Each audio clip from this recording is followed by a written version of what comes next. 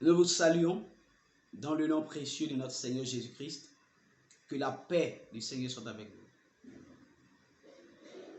Nous voulons parler d'un sujet, n'est-ce pas, ce qui concerne les relations. Nous voulons partager avec vous la pensée du Seigneur. Vous savez, souvent, j'entends des personnes dire je recherche une personne qui aime le Seigneur. Parlant bien sûr du mariage, parlant bien sûr des fiançailles, parlant bien sûr de la partenaire avec laquelle il veut certainement fonder sa vie, sa famille. Il dit, je recherche une personne convertie qui est née de Dieu, qui est née de nouveau. À la limite, une personne même qui n'a pas de problème, n'est-ce pas? Bien-aimé, vous savez que il y a beaucoup de choses qu'on peut dire sur une personne. Il y a beaucoup de choses qu'on peut dire sur une personne. Mais Dieu va se servir de chacun d'entre nous pour parfaire l'autre. Vous savez, toutes ces questions que nous posons lorsque nous voulons entrer en relation avec une personne, on ne se pose pas la question de savoir comment Dieu m'a choisi. Si Dieu se mettait à raisonner ainsi, à chercher des qualités en toi, avant de se révéler à toi, je ne suis pas sûr que nous serons choisis. La Bible dit, nous avons été sauvés par la grâce. Et nous voulons nous marier par mérite. Vous voyez le paradoxe? Nous voulons entrer dans une relation par mérite. C'est l'une des raisons pour lesquelles nous échouons. Ça, ce sont des principes qui ne fonctionnent pas. Ce sont des principes qui ne fonctionnent pas. Lorsqu'on entre dans une relation, que ce soit l'homme ou la femme, la motivation doit être d'aider l'autre à atteindre le niveau où Dieu l'attend. Ce n'est pas d'aller profiter de l'autre. Vous comprenez? C'est d'offrir un sacrifice à l'autre. C'est ce qui doit nous préoccuper.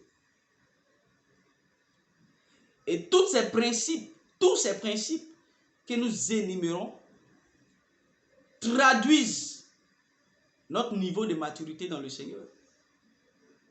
La Bible dit que celui qui est mature dans le Seigneur, il ne recherchera pas son propre intérêt.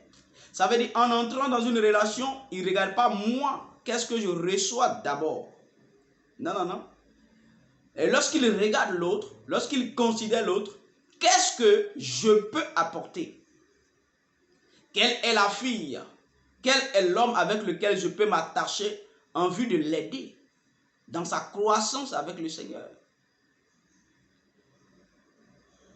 Dans sa marche avec le Seigneur. Nous tous, nous recherchons des personnes parfaites, sinon que des personnes qui n'ont aucun problème.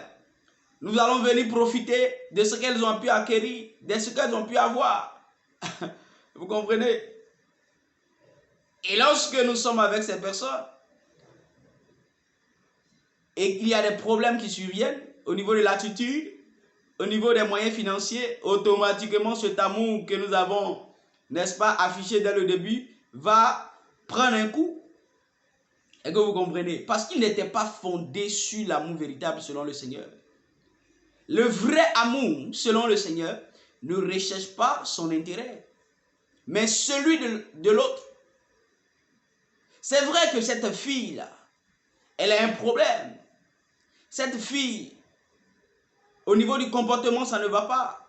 Elle n'arrive pas à prier comme il faut. Mais qu'est-ce que moi, je dois faire? Qu'est-ce que je peux faire à l'aide de la parole de Dieu pour aider cette personne? Pour aider cette personne. Et lorsque je sais que cette personne a ce problème, Je ne peux pas parler de mariage avec cette personne. Qu'est-ce que je dois faire? Je constate que de façon physique, c'est-à-dire au niveau physique, l'apparence, j'apprécie la fille, j'apprécie la personne. Mais je constate également que elle est encore fragile en ce qui concerne la parole de Dieu, en ce qui concerne le spirituel. Qu'est-ce que je dois faire? Je ne dois pas aller lui parler de relation à ce moment précis. Ce que je dois faire, si véritablement je vais marcher avec la personne, c'est de m'approcher de cette personne, c'est de faire de cette personne un ami véritable, de l'aider à s'en sortir, de l'aider à s'en sortir, afin d'atteindre le niveau où Dieu l'attend. Et là, je pourrais lui parler de relation, parce qu'elle est mature, parce qu'elle est mûre. C'est ça le vrai amour. C'est ça le vrai amour. Et ce qui fait que les mariages n'arrivent pas à tenir dans le temps, c'est qu'ils sont fondés sur l'intérêt personnel. Nous aimons les autres, non pas pour ce qu'ils sont, mais c'est pour ce qu'ils ont. C'est-à-dire en qualité, la beauté physique, tout ça. Et je rencontre certaines personnes en ce qui concerne les sœurs qui disent que moi, je veux une personne qui est posée, je veux une personne qui est vraiment assez, qui a assez de moyens, je veux une personne même élancée, ça veut dire une personne de grande taille, une personne avec une bonne corpulence, tout ça. Depuis que tu cherches ce type de personne-là, quel est le statut de ta recherche?